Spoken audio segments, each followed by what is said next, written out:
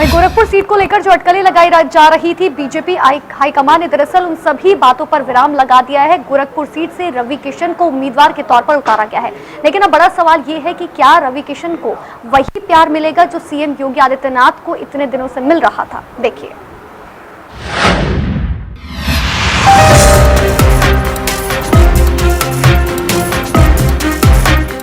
Gorakhpur Lok Sabha seat के लिए BJP ने प्रत्याशी के नाम का ऐलान कर दिया है। यूपी के पूर्वांचल की सबसे अहम सीट पर बीजेपी ने इस बार अभिनेता रवि किशन पर दांव खेला है।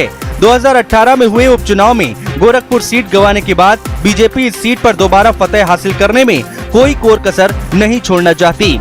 रवि किशन पिछले उपचुनाव से ही गोरखपुर सीट के लिए फील्डिंग कर रहे थे, लेकिन कामयाबी इस बार मिली है।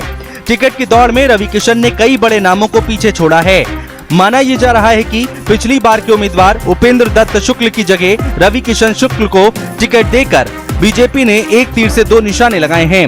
बीजेपी ने जातीय और पार्टी के अंदर के अंतर्विरोधी समीकरणों को एक साथ साधने की कोशिश की है। रवि किशन मूल रूप से जौनपुर के रहने वाले हैं। भोजपुरी सिनेमा और बॉलीवुड का बड़ा नाम है रवि किशन। रवि किशन फरवरी 2017 में बीजेपी में शामिल हुए थे। रवि किशन बीजेपी से पहले कांग्रेस में थे। 2014 में कांग्रेस के टिकट पर जौनपुर से चुनाव लड़ा था। गोरखपुर लोकसभा क्षेत्र सीएम योगी आदित्यनाथ की कर्मभूमि है और बीजेपी का मजबूत गढ़ भी। हालांकि 2018 के उपचुनाव में सपा बसपा और निषाद पार्टी के गठबंधन ने इस गढ़ में सेंध लगा दी थी।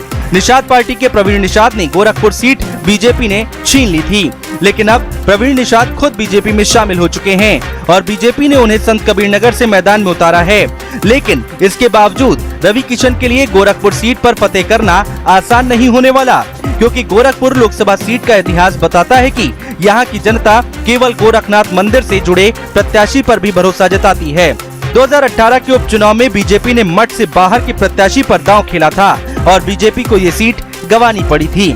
अब इस बार भी बीजेपी ने मठ के बाहर के प्रत्याशी पर भरोसा जताया है।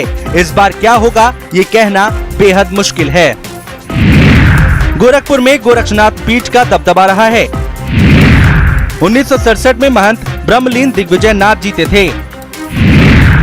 1989 में महंत ब्रह्मलीन अवैधनाथ को विजय मिली। महंत अवैधनाथ हिंदू महासभा के टिकट पर जीते थे। 1991 से गोरखपुर बीजेपी का मजबूत दुर्ग माना जाता है। 1991 से 1996 में अवैधनाथ बीजेपी के टिकट पर जीते थे। 1998 से 2 दशक तक योगी आदित्यनाथ सांसद रहे। 2018 के उपचुनाव में निषाद पार्टी के प्रवीण निषाद जीते थे।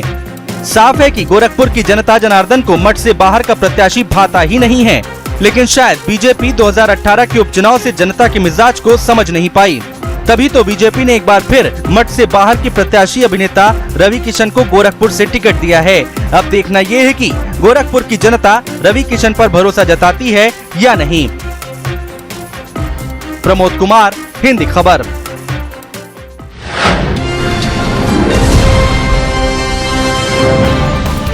घंटी का बटन दबाइए और हिंदी खबर से जुड़ जाइए।